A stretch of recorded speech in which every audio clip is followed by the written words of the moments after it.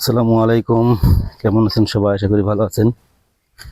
আজকে এই বাড়িতে এসে এই ছোট্ট এই জমি মাঠে তেমন নাই, তো এই জায়গাতে একটু আলু লাগাইছি, এদিকে একটু পেঁয়াজ লাগাইছি, রসুন টসুন লাগাইছি। তো এমন পরিস্থিতি যে পানির অভাবে সেচা যাইতেছে না।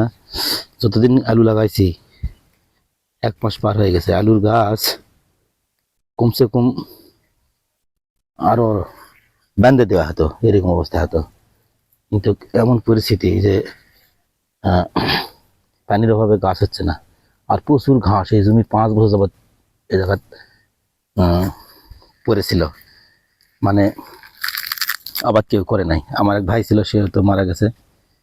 তো আর এক ভাই বিদেশ, তো এখন আবাদ করার লোক নাই।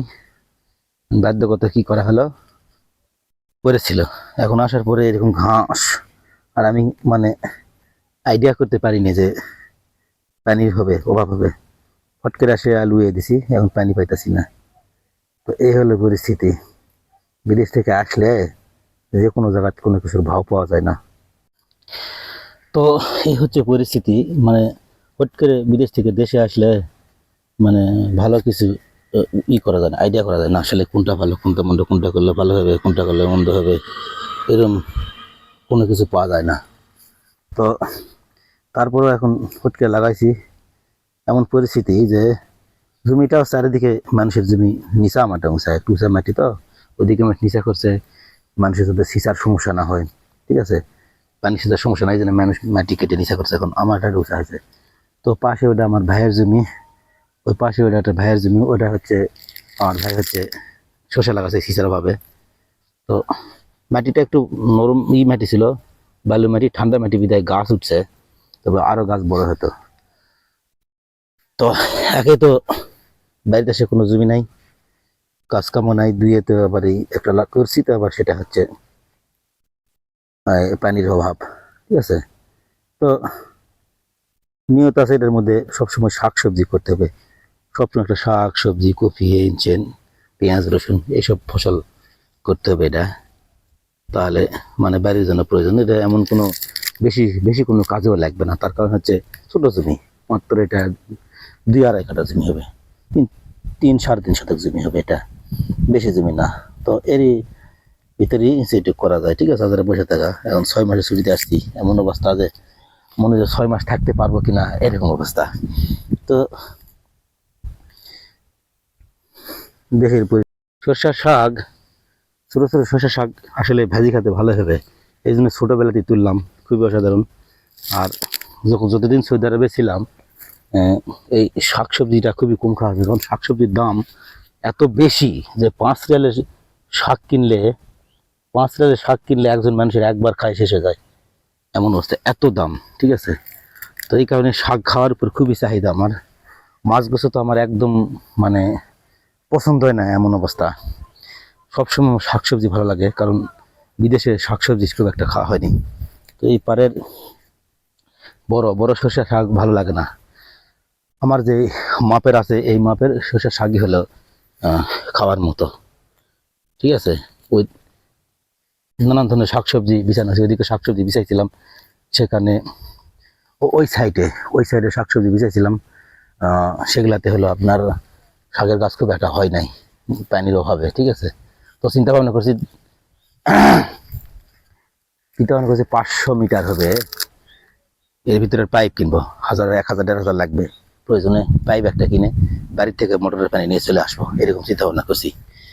ঠিক আছে, কারণ আবাদ করতে হবে, আবাদ করলে অনেক কিছু এই জমিতেই ইচ্ছা করলে এই জমি থেকে সারা বছর খরচ তরি তরকারি শাকসবজি করা যাবে এইটুক থেকেই। আর মাঠে দুনিয়া ধান লাগালে বাস হয়ে যাবে, তারপর অন্যান্য কিছু করে বাড়তি টাকা পয়সা করা যাবে। তো আপনারা জানেন আমি অনেক ভিডিও শেয়ার করছি আপনার কাছে, রঙের কাজ করি। তো বাড়িতে এসে কাজ নতুন আসছি, তো লোক কাজ টাজ মিলতেই আছে না। ঠিক আছে, কাজ টাজ মিলতেছে না, আশা আছে এসে হয়তো রঙের কাজ করবো দেশে। যদি রঙের কাজ দেশে নিয়মিত করতে পারতাম তাহলে সৌদি আরবে যাইতাম না, এমন অবস্থা। তো এমন পরিস্থিতি গেছে, আসিয়া কোনো কাজের সন্ধান মিলে নাই। তো এই হচ্ছে অবস্থা। তো এখন দেশে আসছি, আপনারা জানেন রঙের কাজ জানি, রঙের কাজ পাইতেছি না, বসে আছি, সেরকম কিছু ফায়দা করতেও পারি না বিদেশ থেকে। ওই কোনো রকম খেয়ে পরে সমান সাথে এখন ফ্রি বিষয় ছিলাম, কাজকাম খুব একটা হতো না, কাজকাম জানা ছিল তাও চলে ফিরে পারছিলাম। যদি আপনারা যারা কাজকাম জানেন না, তারা যদি সৌদি আরবে যেতে চান, তাহলে মানে পরিস্থিতি খুবই খারাপ হবে, খাওয়ার টাকাও জোগাড় হতে না পারে। ঠিক আছে, এমন পরিস্থিতি, খাওয়ার টাকা মিলবে না যদি কাজ না জেনে যদি আপনারা ফ্রি ভিসায় যান সৌদি আরবে। তো কী করতে হবে, অবশ্যই কোনো কাজ জেনে, ফ্রি ভিসায় গেলে কাজ জেনে যেতে হবে, আর কাজ না জানলে অবশ্যই কোনো কোম্পানিতে যেতে হবে। এটা আমি বারবার আপনাদের কাছে শেয়ার করি, ঠিক আছে, বারবার এই বিষয়টা শেয়ার করি। তো যাই হোক, এই জমির কথা বলি। এখন এভাবে শসা শাক ছিঁড়েছিলাম আলুর ভিতরে, তো এমন অবস্থা যে শসার যত আলুর যত সার সব খেয়ে ফেলতেছে। তো সেই জন্য দ্রুত শসা শাকটা তুলে আলুর জমি খেতে দিয়ে একটু মাটির সাইডে তুলে দিয়ে তারপর আলু ছেঁচা দিতে হবে, ঠিক আছে। তো তুললাম, এভাবে তোলার পরে এভাবে একটু ঘাস হয়েছে, প্রচুর ঘাস হয়েছে, এই ঘাসগুলো এরকম চেঁচে দিতে হবে। দেওয়ার পরে মাটিগুলো সাইডে তুলে দিয়ে একটু খাবার টাবার দিয়ে ছেঁচা দিতে হবে। তো এই অবস্থা, ছেঁচা হতে যে করে ব্যবস্থা করতে হবে, হয় পাইপ কিনতে হবে, নাহলে সম্ভবত পাইপই কিনতে হবে, পাইপ না কিনলে সম্ভব হচ্ছে না ই করা, ঠিক আছে। কারণ মানুষে এইটুকু জমি শেষ পাওয়া যাবে না, আর মেন কথা হচ্ছে লেভেল জমি না, আমাদের জমিটাই হচ্ছে উঁচা, এইটুক জমি আমাদের, এইটুকুই, ঠিক আছে, এইটুক জমি উঁচা, মানুষের সবগুলা নিচা, মানুষের সিঁচার অভাবে মানুষ ই করছে। তারপরে ওই জমিটা যেটা আছে, ওই জমির ভিতর, ওই জমির যখন ছিল এই শসার ভিতর যদি লালা দিতাম, এটা ড্রেন রাখতাম, তাহলে আলু সিঁচার সময়। তো যাই হোক, এইভাবে এখন চলতেছে।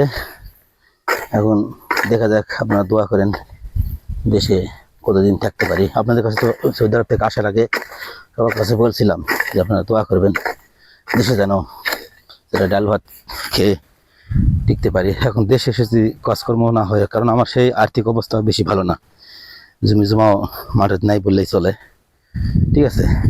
এইটুকুই আমার নিজের জমি, আর বাড়ির জমি আছে, বাড়ি করার মতো হবে কোনো রকম, এইটুকু। হ্যাঁ, আর ওই জায়গাটা একটু আছে, গাড়ি যেটা জায়গা ওইদিকে, সেই জায়গাটা ওইরকম অল্প একটু জমি, মানে এরকম ছোটো ছোটো। আমরা ভাই বেশি তো, জমির ভাগ কম। বাপের জমিও ছিল, বাপের জমিও বিক্রি করছে একসময়, বড় সংসারের কারণে, অভাবের কারণে অনেক জমি বিক্রি করছে মাঠের। বাইরের জমিগুলো কোনো রকম যে বাপে রেখে গেছে, এটাই তো আমাদের সৌভাগ্য। তো কোনো রকম কষ্ট করে বিদেশ গেছি, বিদেশ যায় খুব একটা সাকসেস হতে পারিনি। সিটারের পল্লত করে সিটাররা ঠকাচ্ছে, টাকা পয়সা নিছে, হিকামা দেয়নি, কাজ দেয় না, টাকা পয়সা নিয়ে যায়, অন্য লোকের কাজ করে আমাদের সাথে দুর্ব্যবহার করে অমানুষের মতো, ঠিক আছে। তো আল্লাহ সবারই বিচার করবে, সেটা বলতে চাই না। এখন আপনাদের কাছে